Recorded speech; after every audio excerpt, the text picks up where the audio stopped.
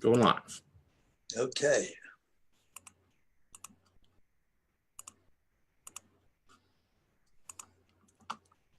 Good morning, good afternoon, good evening, everybody. Welcome to this episode of the Note Closer Show. As always, I'm Scott Carson. Excited to be here. Extremely excited and jacked up, a little bit level above my normal crazy mode this morning to have such a great guest, somebody that I am honored, and Steph and I are honored not only to call an acquaintance, but a friend, somebody that I absolutely enjoy visiting with. And when I run into them, and he and his wife are just two of the most amazing people on this planet Earth. And we're so lucky to call them friends. And this morning, we're honored to have the man, the myth, the legend, the grandfather of possibilities, our friend Ron Klein, joining us from sunny Tampa, Florida this morning. So good morning, Ron. How's it going today? Good morning, Scott. Thank you so much for having me. Incredible. Thanks for mentioning Arlene, my wife, too. September, we're coming up on our 59th wedding anniversary. Wow, that is so awesome, man. How about that? And I tell everybody, I mean, it's working out so well that we're going to start living together. That's the way you've survived 59 years, huh? Right. By the way, well, she picks her battles. And we're close to Tampa, but we actually live in Sarasota. Sarasota, that's right. That's right. 5 miles south of Tampa. But we like Tampa, too. Good stuff. Well, Ron, you have you've done some amazing things. You're still doing amazing things in these days. Why don't we share? For those that don't know who you are, which is unfortunate, they don't. They need to. Then you go check out. Just Google the grandfather of possibilities, and you learn a little bit more. But Ron, why don't you share a couple of the things that really kind of paved the way for where you're at today? Huh? Well, I guess I changed a little bit of how people exist in this world.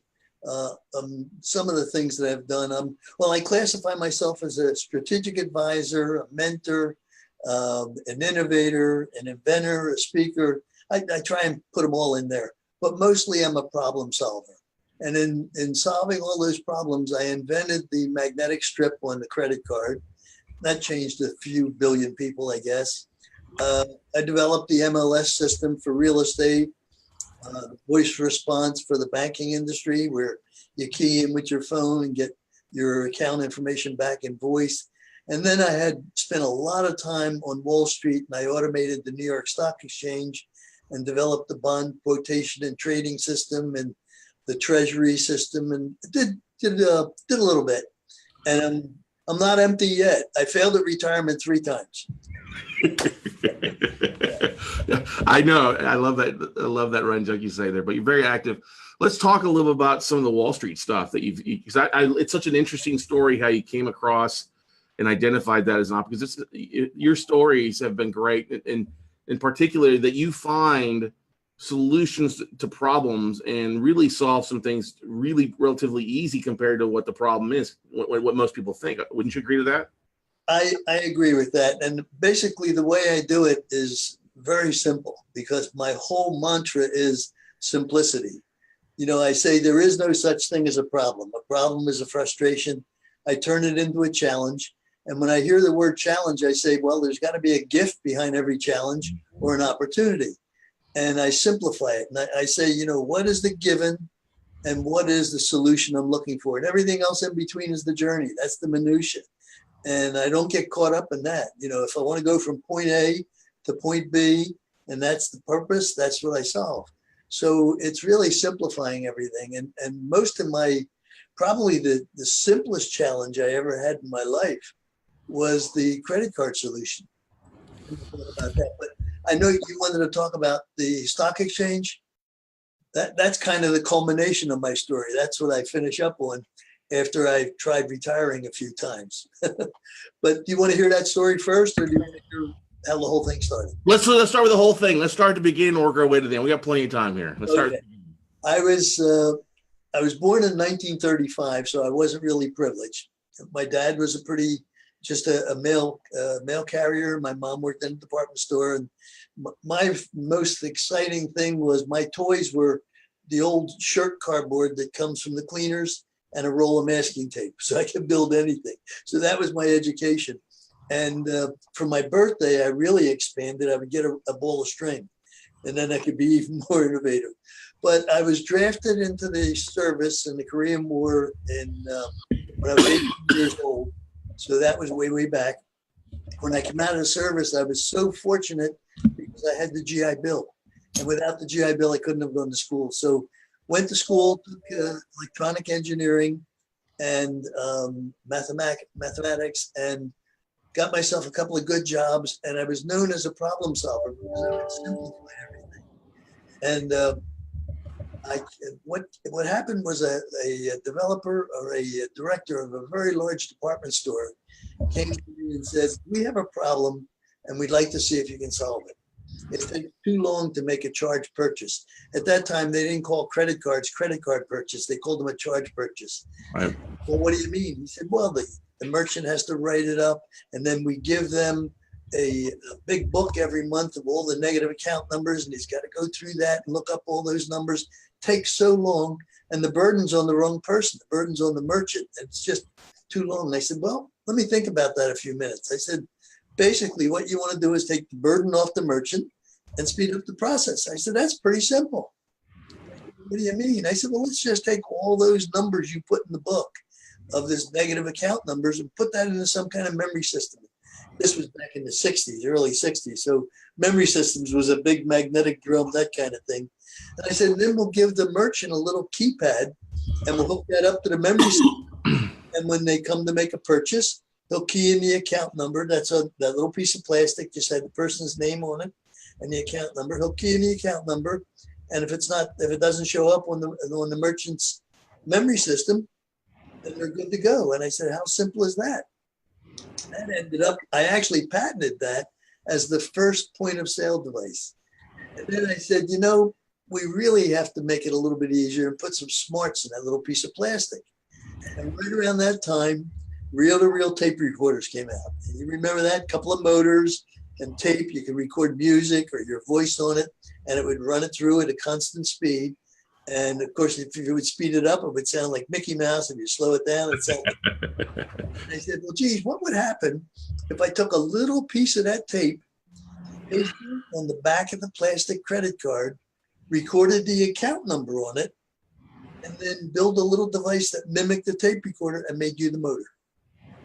Take that little card with the little piece of tape, slide it through this little device, and that was it. And that was the invention of the magnetic strip on the credit card. Just a simple solution. If anybody was there with me back in 1964 when I started it, they would have come up with the same idea. Now, if I wasn't an engineer and I wasn't technical, I would have had to hire somebody and say, build me a little thing that mimics a tape recorder and paste this. So I went to Addressograph Multigraph, by the way, and I said, can you impregnate magnetic material on the back of the card that looks like a piece of magnetic tape? And they said, sure. And that was it. And the interesting thing, Scott, is in this world of obsolescence, I filed for the patent in 1966, and it finally came through in 1969.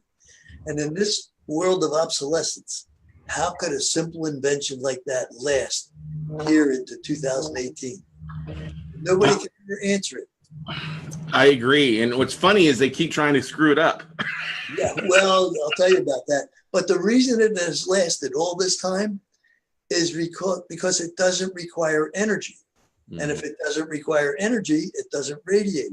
If it doesn't radiate, fraudulence was never at the point of sale. It was the man in the middle or at the server. And that's why it lasted. And now they came up with this whole ingenious idea of the chip, and that's a whole new story. And if we have time, I'll tell you why I'm not a fan of the chip. Well, please do, because I every time I'm at a POS and they you get a chip card, I'm like, oh, this takes longer than what it used to. Here's the problem. First of all, they say it's better than anything else because it has an algorithm and it recomputes a PIN number and so on and so forth. That's wonderful. But the chip is a little computer. And when you energize it, when you energize and put power on that little chip, what happens? It becomes a transmitter. So while that chip is in your wallet, if it's not in a special sleeve, I can come up behind you with a scanner, energize that chip while it's in your wallet and say, thank you very much, Scott. Or while you're standing in line to use the chip card to make a purchase, you put it in the machine. What happens when you put it in the machine? First of all, it's slow.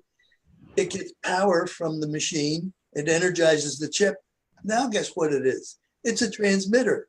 Everybody around that, within maybe 70 feet or so or closer, can have a little scanner in their pocket and say, hey, thank you very much for that information. Arlene's debit card was just compromised yesterday. Somebody must have scanned it and grabbed it. So I'm not a fan of the chip. But the point was the invention of the magnetic strip on the card, which is used in many, many different functions, was a simple invention, very simple.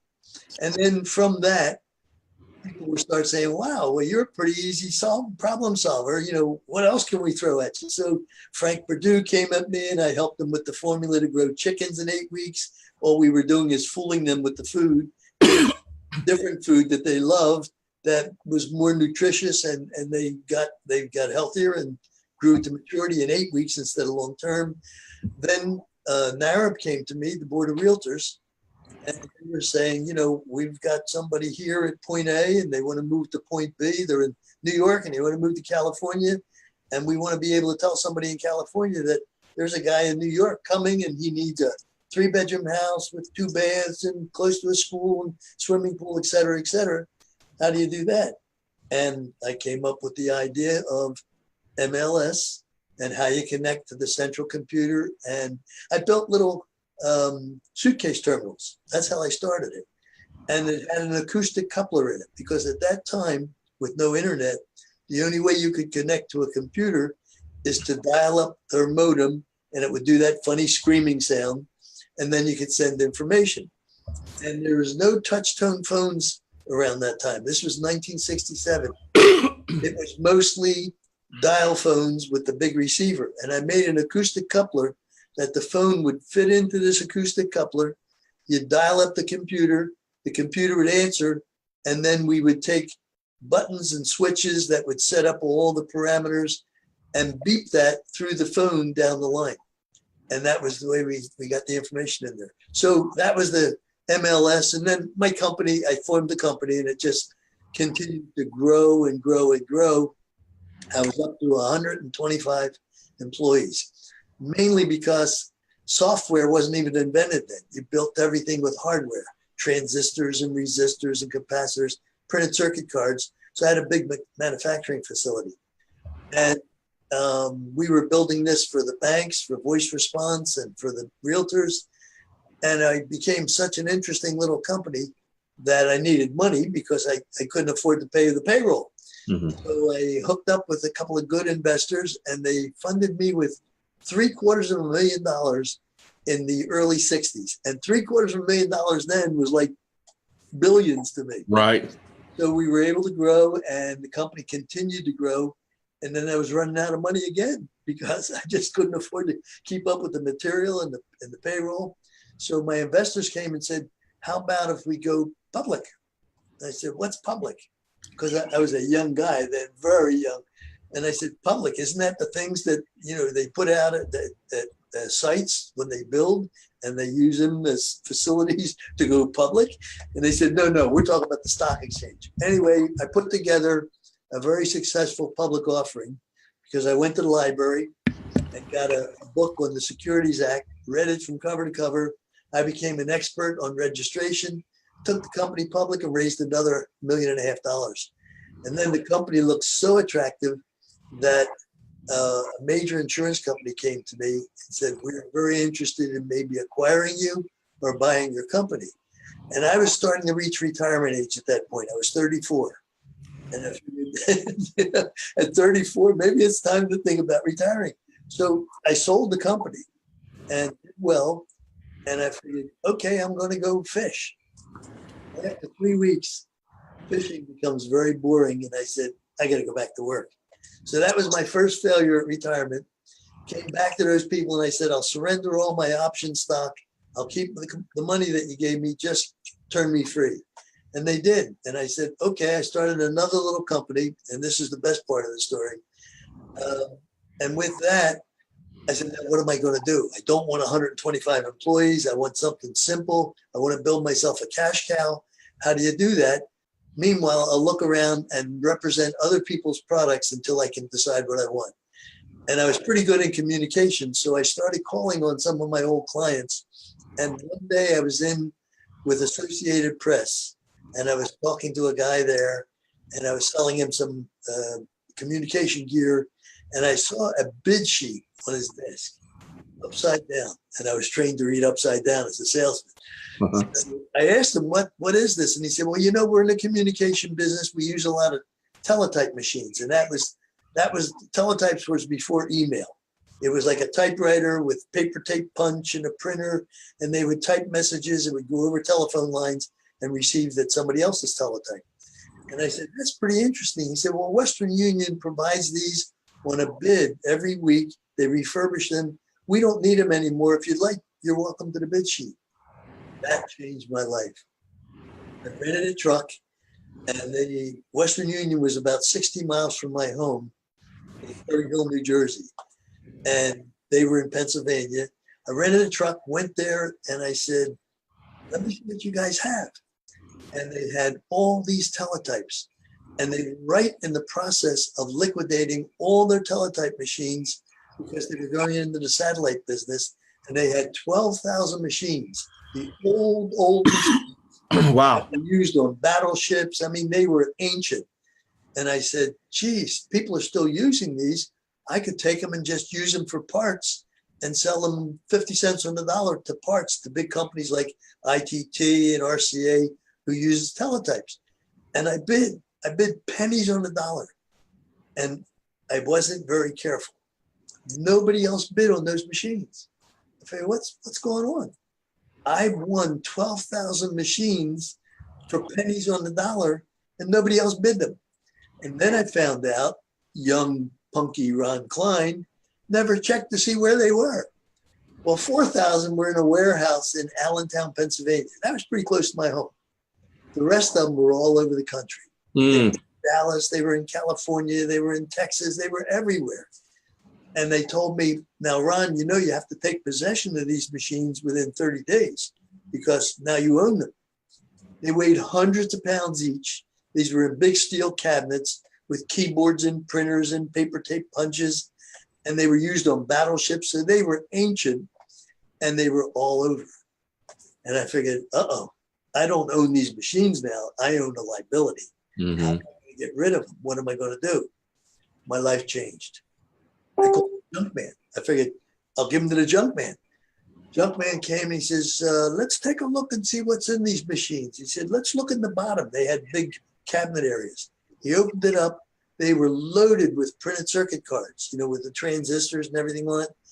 And they were made back in the early 50s and late 40s. And they used gold traces to connect everything because gold had great conductivity and it wouldn't rust when it was out at sea on the battleships. And gold was cheap then. It was like 35 cents an ounce. And I said, so what are we going to do? He said, well, if I take all these circuit cards, submerge them into a cyanide bath, the cyanide will eat the gold off. It surfaces to the top. It becomes gold salt. We assay this, sell it, and we're good. I said, do it. He had 8,000 machines with all of these thousands of circuit cards. And he said, and what we'll do is we'll just cash it in and we'll be in the chips. And I said, fantastic. He did it. And he was from Taiwan. And they did a good job on this. And at the same time, gold went from $35 an ounce to $800 an ounce in that year. Wow. We were so fat in cash that it was incredible. But now I had a bigger liability because now I owned 8,000 pieces of junk in steel cabinets, printers, keyboards that had no value because they couldn't work. I was running out of time. I called the junk mailer back and I said to the junk dealer, what can we do? He said, well, let's look at these things carefully. He said, you know that these cabinets, I looked at them and tested them. They're very rich in chromium in the steel. And he said, I happen to know that there's a foreign car manufacturer now, this was the early 70s, that just introduced their car into the US and they're having a little bit of a rust problem and they're looking for anything that they can get that has chrome in it. And I said, great. We gave away all that material, all the chromium that was in the cabinets to this foreign company for nothing, and I was now in business. I had 4,000 teletypes in a warehouse in Allentown, totally paid for, and now I was in the teletype business to refurbish.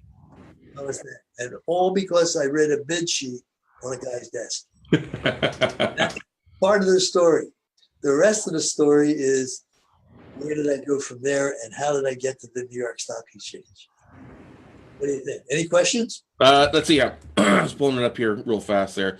But what I love about that is you didn't let a problem stop you. You went and looked for a creative solution to making things happen. You reached out to professionals, because I think a lot of people, they see a problem and they don't know where to turn, or they don't ask for help, so they just kind of stop down. A confused mind is a no mind, right? Well, I'm going to give you an audience. I'll give your audience the one solution and the secret to success and how it really manifests itself after that. The answer to success in anything that's business or personal is 3 words. You've got to be smart, daring, and different. And when I say smart, that doesn't mean a PhD from Harvard or a big degree. It means pay attention, learn something new every day, listen and learn, okay? No matter what it is, even if you don't think you're interested in it, someday it may be proved to be very valuable to you. And that's important. So to being smart is to be learning how to listen and learn something new every day. The second thing is to be daring. To be daring means don't be afraid to make mistakes. If you're not making a mistake, you're not learning anything. If you painted it the wrong color the first time, paint it a different color. There's only plan A. Don't be afraid to make a mistake. Learn from your mistakes, but that's how you grow. The last thing, most important, is to be different. Ideas don't sell, benefits do. You don't try and sell an idea, you sell a benefit. And everything I've ever done to solve problems or meet a challenge, it's been because I was smart, daring, and different. Not a scholar. I wasn't the sharpest knife in the drawer. I just stopped and I said, oh, wait a minute. What's the given here? What's the solution I'm looking for? And don't get caught up in the minutia in between. And that's how you solve the problems. That's so good. We see that a lot with our line of work here with buying distressed debt. Trying to figure out a solution sometimes is often the simplest thing. Just pick up the phone, and talking to the borrowers, or hey, you buy a big bulk, you can't take the whole thing down. Call somebody else who might be interested in jumping in on with you and making it a win-win there for you, versus saying, identify what it is that you have to work with, and then ask yourself, where am I going? We all have, and this is something for your audience to think about. We have a mission, we have a vision, and we have a purpose. The mission is your model. The mission is what you do.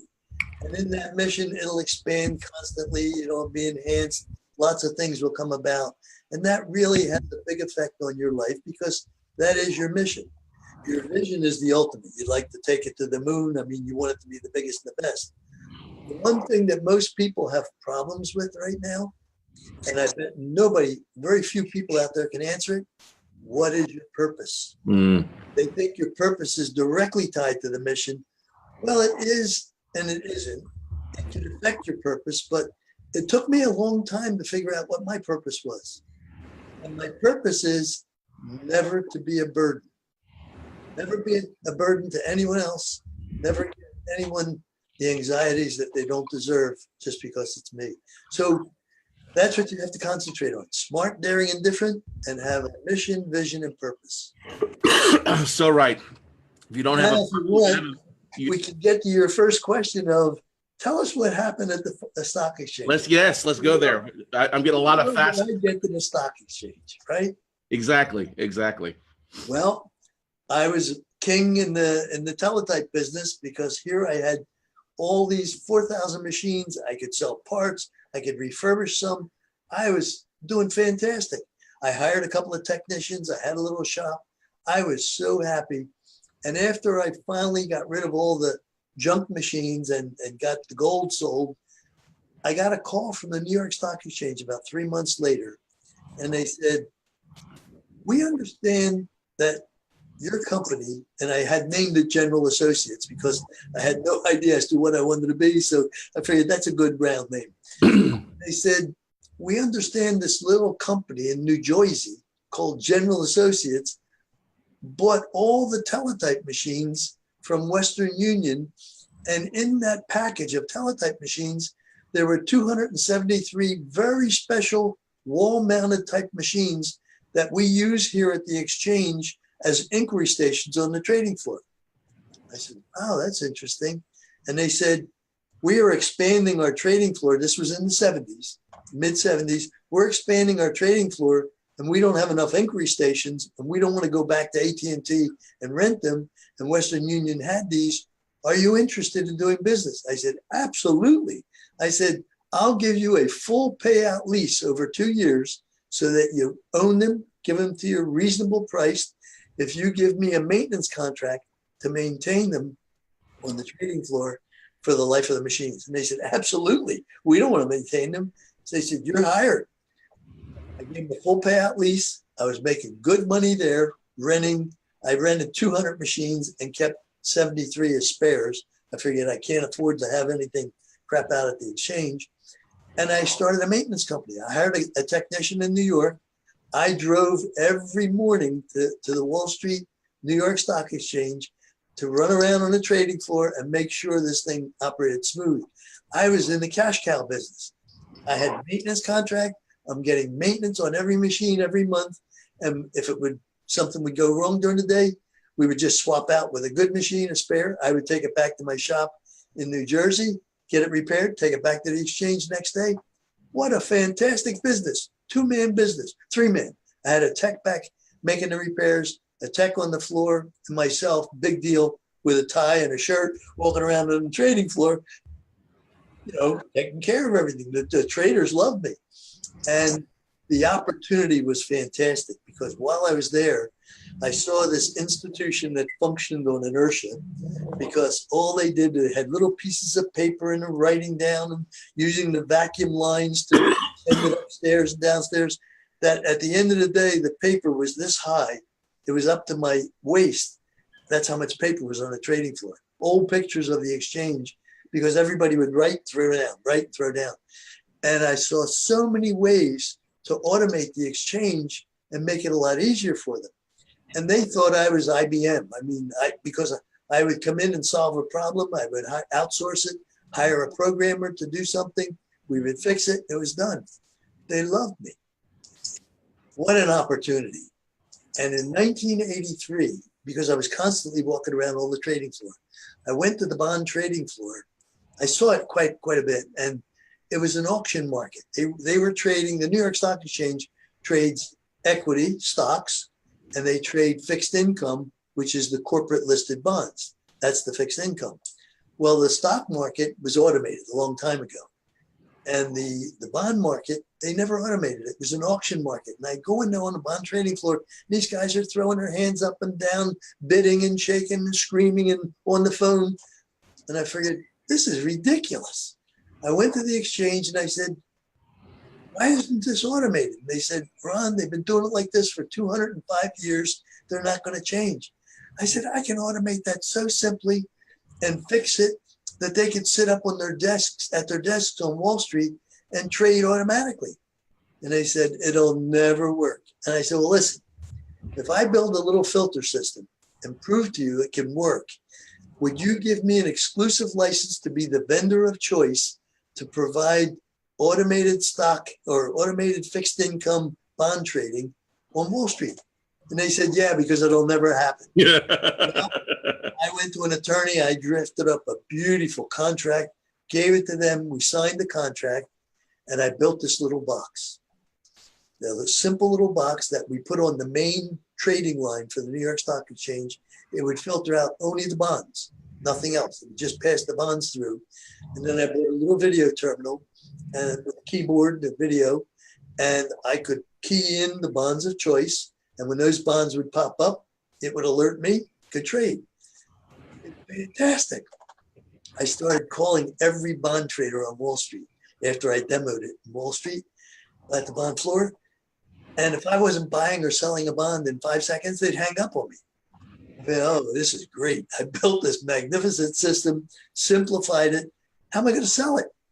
So I befriended the leading bond trader on Wall Street who managed the biggest bond firm on Wall Street.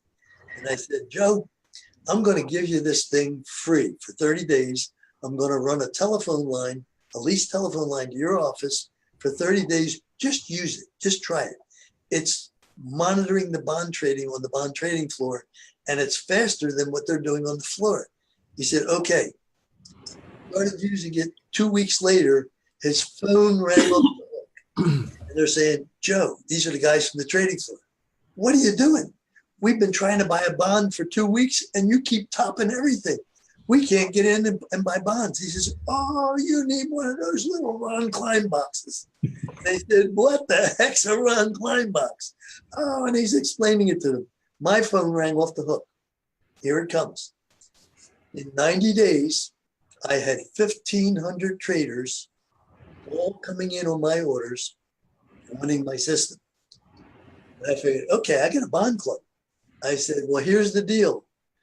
I said, it's going to cost you $10,000 a piece for each trader just to join my bond club. And they said, wow, that is stiff. And they said, well, we can make that back in a couple of weeks because this was fat times on Wall Street, 1983, between 83 and 85. And I said, but however, you've got to buy this little filter box and video terminal to put on your desk. And they said, oh no. We don't buy anything on Wall Street. We only rent equipment. I said, uh-oh. Well, the little bond box, filter box cost me $100 and the video terminal was like $50. So I went back to them. I said, how's a rental of $300 a month? And they said, fantastic. We love it. It was in for a quarter of a century providing transparency. So do the math. 1,500 traders, $10,000 a piece, plus $300 a month, okay, for 26 years. 1,500 times. Not bad. That's now, not I solved the problem. I read a bid sheet on a guy's desk upside down. Mm-hmm. But one thing is as well there is you went to somebody who was a market maker and got them to buy into it to help you out there. I think a lot of times people get so bogged down in I got to sell everything.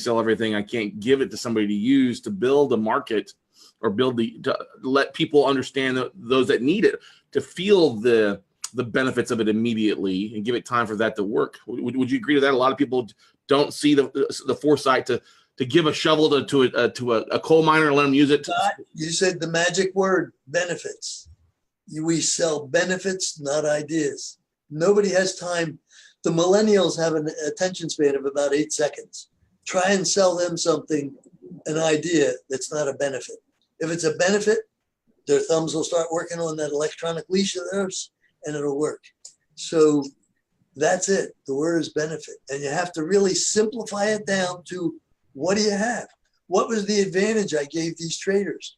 I gave them a time advantage where now they can really have a competitive market and they can sit at their desks and not be on an auction floor on the bond trading floor. Mm-hmm. That's true. So true. What are some things you're working on now? Because you've got some really cool projects that you've been working on the last couple of years that really interesting. Well, I feel like when you're innovative and you come up with all these ideas and the years keep passing and you get older and older, because like I say, I'm a senior millennial now. I'm 83 years old. Wow. If I wasn't still doing things, I'd be an 83-year-old little old man has-been that did all these things in the past who's waiting around to die. I don't have time for that. So I'm still contributing. And what I'm working on now and what I did is I have a very dear friend who is totally blind. He was blinded at a young age, and he ended up, he's a miraculous guy. In fact, he's technical. He was even a senior vice president at AT&T. And I met him through a trustees meeting of something that Arlene, myself, and I were involved with. And I was having breakfast with him one morning, and I said, Jim, what's on your wish list?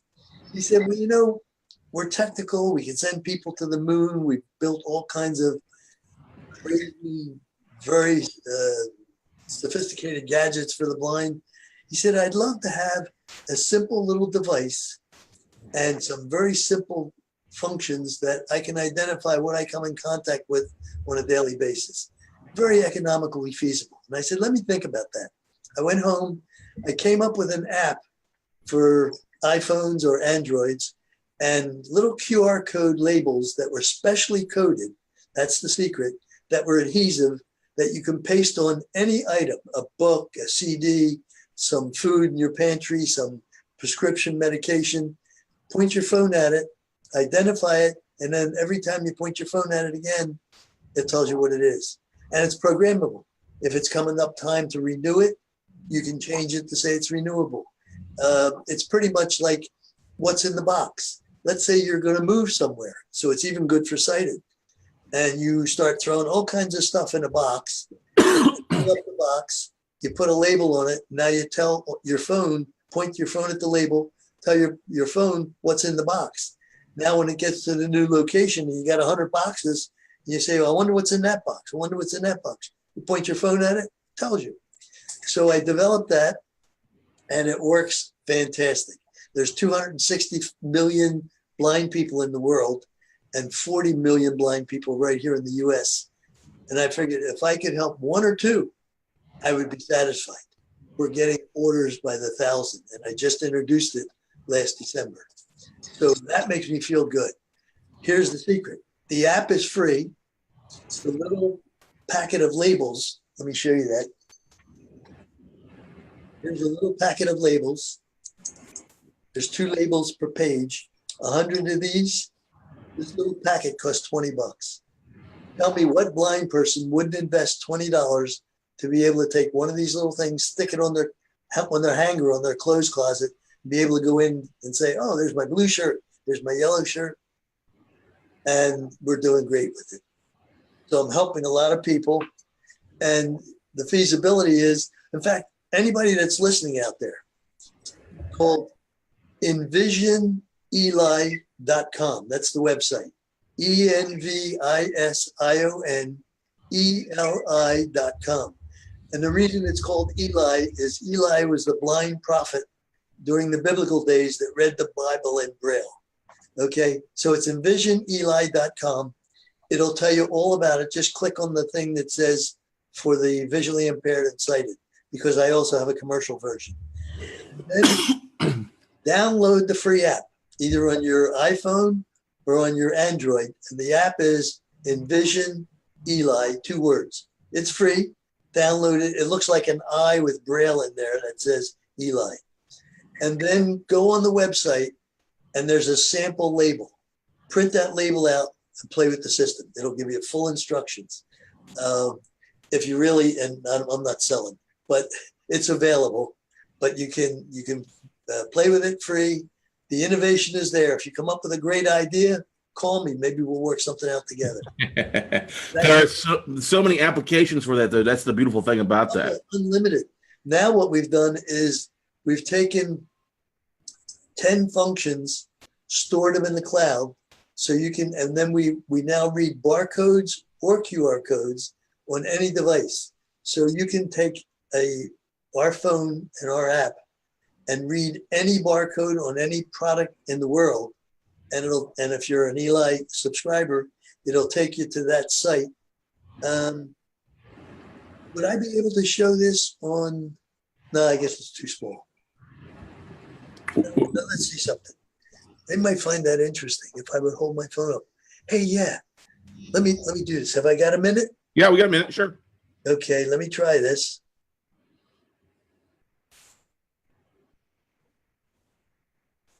I turned my volume off. Sorry, folks. Just wait a minute. No, we're good. We're good. But that's the beautiful thing is being able to use that for anything now. Anything with a barcode. Everything's got a it's barcode. incredible. Absolutely incredible. Okay. And the site's envisioneli.com. Envisioneli.com. We got thanks, Christina, for putting that in the comments there on Facebook. Okay. I'm going to be with you in a second. We're good. Just turning up my volume. But you could have that where they scan it, it takes them to a video, a social media site, a website, everything like that, like just like an advanced QR code, right? Here we go. Okay.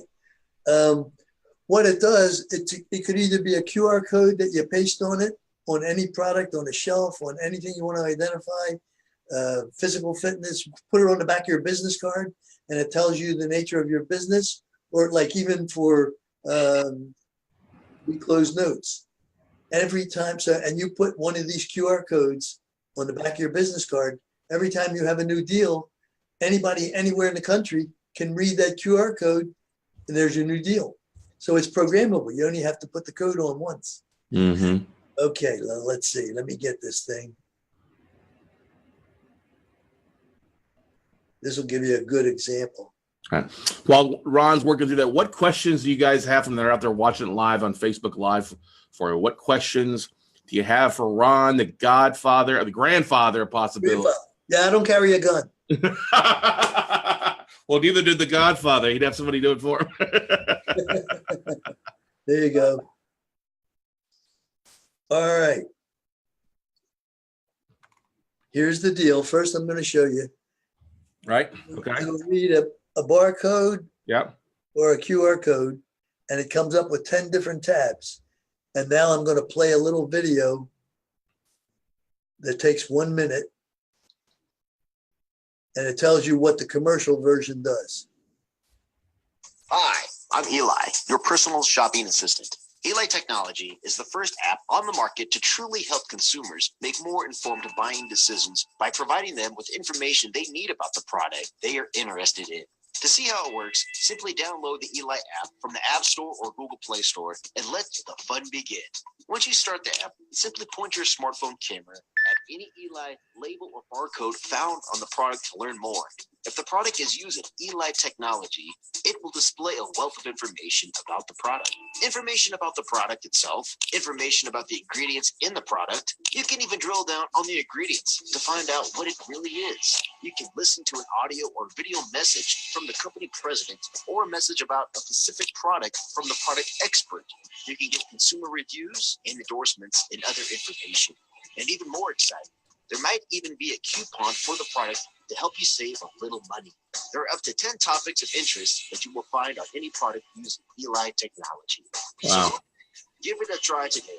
Download the Eli app by pressing the Eli. That's really cool, Ron, because that's really cool. That's a freaking awesome using technology to 10 different ways in that one to make it. That's just awesome. I mean, and it'll read. At first, people were saying, well, what if I don't have room to put the QR code on my label of my product? So I said, well, we can even make it, we'll read the barcode. So you can either read a barcode or a QR code. That's awesome. So that's what's keeping me busy. Mm-hmm. However, let me go back. I got what, 2 more minutes? Yeah, we're good. Okay, let me go back and tell you that along the road and along the journey, there's lots of hurdles and lots of problems. With the bond market, after I had built this thing that was a tremendous cash cow, billing all kinds of money every month, the exchange came to me and said, this was about 3 or 4 months later, it said, we've got to cancel your contract. It's null and void. It's in violation. You're out of business. I said, what? I said, what's the problem? Well, I was giving them a telephone line, and I was billing them. They were paying AT&T for the telephone line, and then for my service. And they said, well, on that line that you're filtering out just the bonds, there's also all kinds of information: stock, derivatives, hedge funds, and so on and so forth. And because of that, their IT department can get all that for nothing because maybe they're not subscribing to it. And they said, we got to cancel you out. And I said, that's terrible. I said, how much time do I have to solve this? You got 24 hours. I said, how's 5 minutes? They said, what? I said, hey, simple. Instead of the customer paying for the telephone line, I'll pay for the telephone line. So now I own the telephone line from AT&T, and then I'm giving this service from the telephone line to the customer. I'm a kind of a pseudo common carrier. How's that? And the attorney from the exchange looked at me and said, you beat us again. Yeah. So, but there's lots of little hurdles and all kinds of problems. There is. What's your advice to, because you talk with a lot of entrepreneurs. You've got a group that gets together there, you're there at your house, and they're in Florida on a pretty regular basis, working with entrepreneurs, working with investors. What's one of your best advice for those that run into a brick wall or get stuck? What's the best advice you can give entrepreneurs out there today that are stuck? Tell yourself one thing, that first of all, there's only plan A. There are no other plans, okay? And you've got to simplify it and define what is the issue. What's the problem? In life, what's the worst thing that can happen? I hate to say this. What's the worst thing that can happen in life? Somebody can say no. You stand still and they throw dirt on you. Mm-hmm. Okay? That's the worst thing that can happen. So if they throw dirt on you, but after they throw dirt on you, all your problems are solved. Mm-hmm. Okay. So then the challenges are business challenges. The easiest thing to do is go make money. That's the easiest thing to do. There's so many ways to make money. You can even push carts in a shopping mall, and that'll work. So there is no excuse for failure. There is no such thing as failure, and there's only plan A. You have to stop and say, simplify it. What is the issue? What do I have here? Okay. And how does it provide a benefit? What can I do to provide a benefit? That's it. For sure, the benefits. We got a question here from Laura. Laura Blunt asks, where and in what industry do you see the most amount of innovation coming in the next 5 to 10 years, Ron? I've been asked that question so many times all along when the internet even wasn't around. It's never going to stop. AI is coming. It's here. You've got to train yourself to really understand how can you provide a benefit, because everything is outsourced. So you've got to be outsourced too. You've got to retrain yourself for what's coming down the pike. And unfortunately, it has to be smarts.